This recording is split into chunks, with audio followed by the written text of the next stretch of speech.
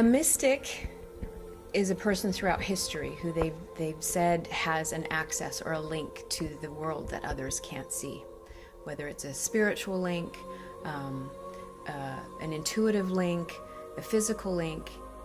The mystics throughout history, whether they be religious or creative, have all had access to a realm that others haven't had. And mystics have been venerated, and they've been crucified throughout history. So there's a real enigma around these mystical people who have access to the world that so many people crave. And we've had them throughout all of time. And I would say Michelangelo was a mystic. I would say Leonardo da Vinci was a mystic. All of the scientists who were crucified and persecuted for their theories that existed beyond what the world knew. Galileo and Copernicus, these people who were stuck in jail and executed for their ideas about what existed beyond what the regular people were willing to accept. And now, 500, 600, 700 years later, those people were the most sane. Those people had the answers. And those mystics exist with all of us now. They're here now. They weren't limited to the biblical times, or they exist in all societies and all realms of humanity, and they're here today. What made those visionaries like Michelangelo and Da Vinci and Galileo and Copernicus, what made those people mystical was their ability to see things in their mind's eye and in their imagination that nobody else had ever seen, nobody else recognized as real. And for those people, their ability to recognize what they saw and recognize the reality in it simply because it wasn't tangible in this three-dimensional world, their ability to see it where it didn't exist and to create it and make it real and find solutions to bring those things into being, that's what made them mystical.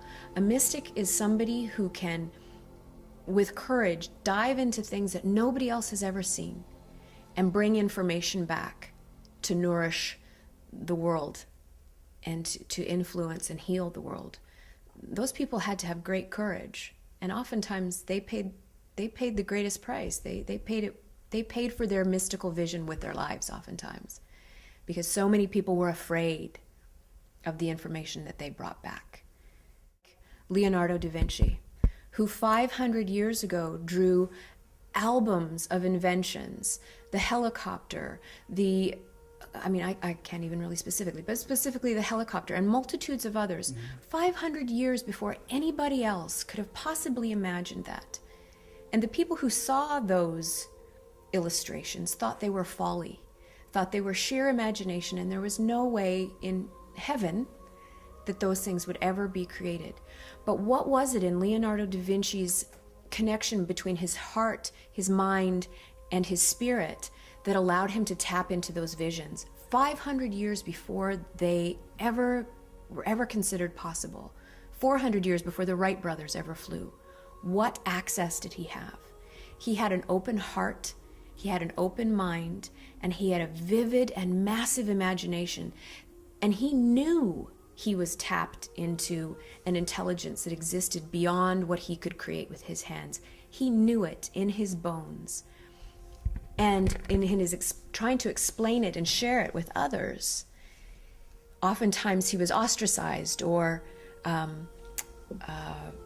belittled and told he was insane.